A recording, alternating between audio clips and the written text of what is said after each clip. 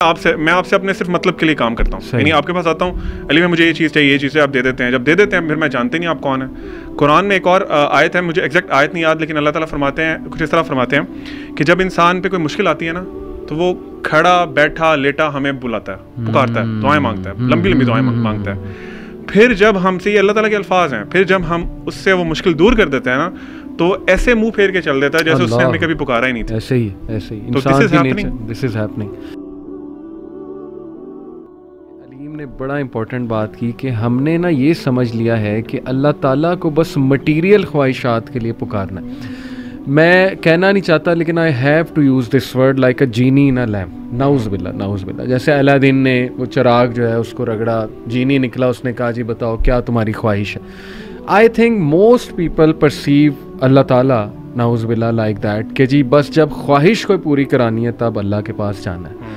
تو یہ ویسے دنیاوی سینس میں اور دینی سینس میں is it a bad thing to do? ایک تو یہ, دوسرا یہ کہ اس کے پھر رانگ امپلیکیشنس کیا آپ سمجھتے ہیں؟ دیکھیں, پہلی بات تو یہ ہے کہ اپنی کسی بھی ضرورت کے لیے ہم اور کس کے پاس جائیں گے؟ بے شک.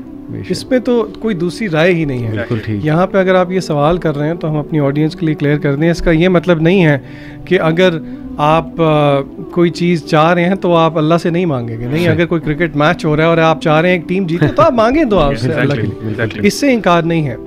لیکن مسئلہ تب آتا ہے کہ جب اللہ تعالیٰ اپنے رب ہونے کا مظہر دکھاتے ہیں. کیا مطلب؟ اس کا جواب میں یہ دوں گا کہ ضروری نہیں ہے کہ زندگی میں وہی کچھ ہو جو کہ میں اور آپ چاہ رہے ہیں, بلکہ امام ابن القیم رحمہ اللہ کہتے ہیں کہ اللہ تعالیٰ will test people with remedies of trials. یعنی کہ وہ کہتے ہیں کہ مشکلات کو دوائی کہا ابن قیم نے, کیونکہ بندہ دیکھیں اگر سارا کچھ, سادی سی بات ہے, سارا کچھ ویسے ہی ہوتا رہے جیسے میں چاہوں تو پھر بات تو نہیں بنتی. تو اللہ تعالیٰ کا جو ایک نام ہے نا, اللہ تعالیٰ رب ہے. ربوبیت کا مطلب ہی یہ ہے, اپارٹ فرام جو باقی چیزیں اس سے مطلب بنتے ہیں, کہ اللہ تعالیٰ تربیت کرتے ہیں. ایک ہوتی ہے جسے کہتے ہیں فزیکل تربیت, الذی خلقک فسواک فعدلک, اللہ نے ہمیں پیدا کیا, نوک پلک سوارے. پھر ایک تربیت ہے جو کہ اللہ تعالیٰ ہمیں مصائب میں مبتلا کر کے دیتے ہیں. ما اصاب من مصیبت الا باذن اللہ. بندہ کہتا ہے کہ یار یہ کیسے, بندہ یہ ریئلائز نہیں کرتا کہ یہ جب آپ ٹوٹیں گے تو اس کی وجہ سے جو عبودیت آپ سے نکلے گی جو کہ مقصود ہے. دیکھیں سیدھی بات ہے, جب بندہ ٹوٹا ہو نا تو پھر اللہ زیادہ یاد آتا ہے. جب آپ ہارٹ بروکن ہو, کوئی مسئلے مسائل ہوں, تو پھر اللہ تعالیٰ کی طرف بندہ زیادہ رجوع کرتا ہے. اسی لیے آپ اپنی ہر ضرورت کے لیے اللہ تعالیٰ کی طرف رجوع کریں, لیکن اس بات کو ذہن میں رکھیں کہ اگر اللہ تعالیٰ آپ کی کچھ چیزیں نہیں سن رہے تو پھر آپ اور تسلی میں آ جائیں, کیونکہ اب انٹروین کس نے کیا ہے؟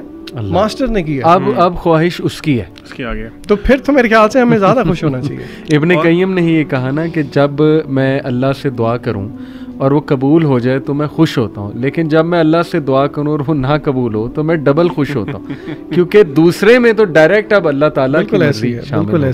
جی آپ کچھ کہنا چاہ رہے تھے؟ میں علی بھائی اسی میں ایڈ کرنے والا تھا کہ جو ہمارا استخارہ کرتے ہیں, جو کہ اللہ کے نبی صلی اللہ علیہ وسلم نے بہت زیادہ ریکمینڈ کیا کہ ہر کام کے لیے ہمیں استخارہ کرنا چاہیے, اس کا بھی تو یہی مطلب ہے کہ اللہ کی رضا ڈھونڈنی ہے آپ نے جو بھی کام کرنا ہے. اور وہ ذیشان بھائی والی بات کہ آئی تھنک حدیث ہے, آئی تھنک جس میں آپ نے کچھ اس طرح فرمایا کہ اگر تم نے جوتے کا تسمہ بھی مانگنا تم نے اللہ سے مانگنا. اللہ. لیکن ہماری وہی والی جو مین پوائنٹ ہے وہ یہ ہے کہ آپ نے اللہ تعالیٰ کو اپنے مقاصد کے لیے, ٹھیک ہے آپ کی جو بھی چیزیں ہیں آپ نے مانگنا ہے اللہ تعالیٰ سے, لیکن پھر وہ موسمی مسلمان نہ بنے, پھر صرف مطلبی نہ بنے نا. یہ ہے کہ آپ انسان سے مطلبی. علی بھائی میں آپ سے اپنے صرف مطلب کے لیے کام کرتا ہوں. یعنی آپ کے پاس آتا ہوں, علی بھائی مجھے یہ چیز چاہیے, یہ چیزیں آپ دے دیتے ہیں. جب دے دیتے ہیں پھر میں جانتے نہیں آپ کون ہیں.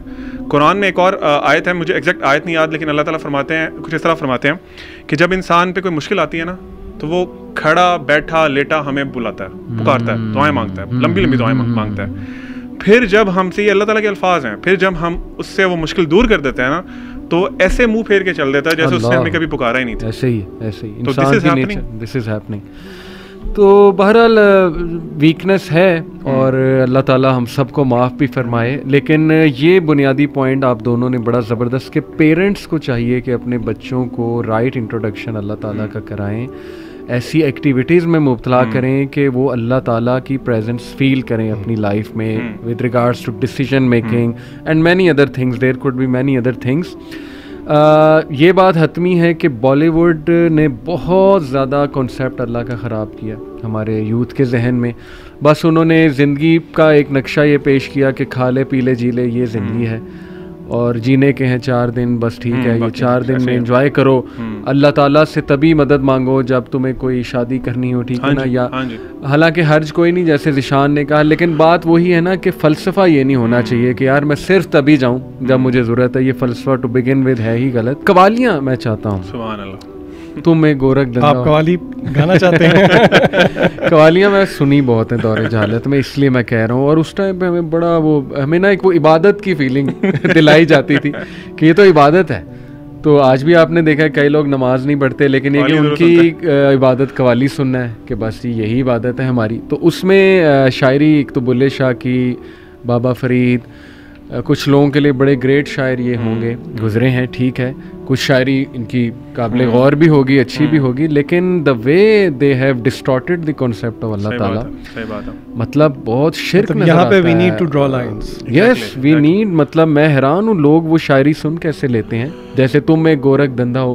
ناٹ شیور یہ کس کی ہے, لیکن آپ اللہ تعالیٰ کو کیا کہہ رہے ہیں. گورکھ دھندا کا مطلب ہوتا ہے کہ نہ سمجھ آنے والی چیز. پھر وہ بڑے اس میں آگے شاعری کرتا ہے, خیر اس میں میں نہیں جاؤں گا. اسی طرح بلے شاہ کی شاعری مطلب it's way too dangerous when it comes to قرآن. قرآن کی طرف دیکھیں اس میں اللہ کا کلیئر تعارف ہے, لیکن جب ہم ان پوئٹریز کی طرف دیکھتے ہیں میں دنگ رہ جاتا ہوں یار اتنی جسارت, اتنی جرت کی ہوئی ہے. تو اس پہ لوگوں کو ایڈوائس ہمیں کرنا چاہیے کہ یار this is not the source. This is the source جو لوگ لے رہے ہیں یہاں جو ابھی اللہ کے بارے میں انٹروڈکشن ہو رہا ہے وہ یہاں سے مل رہا ہے, یہاں سے مل رہا ہے. جو آپ ابھی بات کر رہے تھے نا پیرنٹنگ والی, اس میں میں ایک چیز ایڈ کرنا چاہوں گا. میرے ایک ٹیچر انہوں نے نا بڑی اچھی بات کی, کیونکہ سوال پیدا ہوتا ہے پھر پیرنٹس پوچھیں گے بھی کہ چلیں آپ بتا دیں کیسے اللہ کو انٹروڈیوس کرائیں بچے کو. تو آئی تھنک کہ سب سے بڑا اس کا مظہر یہ ہے کہ آپ کی اپنی پرسنالٹی میں نا, آپ کے تمام اعمال میں, دن میں جو آپ بچے کے سامنے کرتے ہیں اس میں اللہ کا خوف, اللہ سے محبت, وہ سارے, کیونکہ دونوں ونگز ہیں نا ایک باڈی کے, یہ نظر آنے چاہیے اس کو. بالکل ٹھیک. مجھے انہوں نے بڑی اچھی بات انہوں نے بتائی. وہ کہتے ہیں کہ آپ بچے کو جتنا مرضی کہتے رہیں کہ اللہ سے ڈرو, اللہ تعالیٰ اس طرح کر دیتے ہیں, اللہ تعالیٰ یہ کرتے ہیں, جو مرضی کرتے رہیں, اس پہ کبھی وہ امپیکٹ نہیں ہوگا. یہاں تک کہ آپ کبھی قرآن پڑھ رہے ہیں نا, یا آپ کوئی اللہ کا ذکر کر رہے ہیں, آپ کی آنکھوں سے آنسو گرے گا نا, تو آپ کا بچہ چاہے وہ ایڈلٹ ہو گیا, چاہے وہ ٹین ایجر ہے. علی بھائی ایون ہم لوگ سمجھتے ہیں کہ ٹین ایجرز بالکل نا وہ بالکل ہی نان سینس ہوتے ہیں, ہمارا یہ کانسیپٹ ہے. اس کے دل میں وہ ایسا چیز بیٹھے گی نا ساری زندگی کے لیے کہ ایسی کیا چیز ہے کہ میرا باپ, اس کی آنکھوں میں آنسو آ گئے اس کی بات کرتے ہیں. تو آپ پریکٹس کریں خود بینگ پیرنٹس, اور ان کے سامنے ایگزامپل دیں.